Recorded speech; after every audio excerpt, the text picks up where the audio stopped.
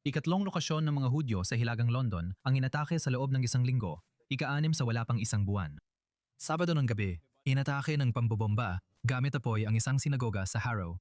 Nagkaroon ng pinsala sa labas at loob.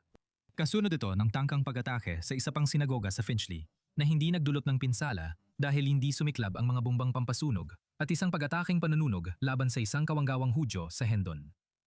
Habang iniimbestigahan pa ang motibo at koneksyon ng mga pag-atake, hindi pa isinasara ang anumang posibilidad ng Metropolitan Police at sangay laban sa terorismo.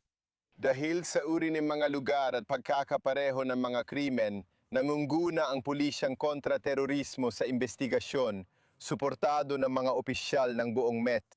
Ang Harakat Ashab al-Yamin al-Islamiyya na posibleng konektado sa mga serbisyong paniktik ng Iran ayon sa mga otoridad ay umako sa pag-atake sa Kenton United Synagogue sa Harrow sa kanilang Telegram channel.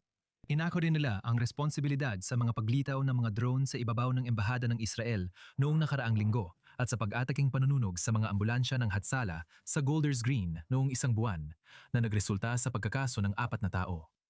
Kinondena ni Punong Ministro Keir Starmer ang mga pag-atake sa social media at nangako magpapalakas ng nakikitang presensya ng pulis marahil sa paligid ng mga lugar ng mga Hudyo. Kasabay ng digmaan sa Iran, tumaas ang mga pag-atake kahit hindi direktang kasali ang United Kingdom.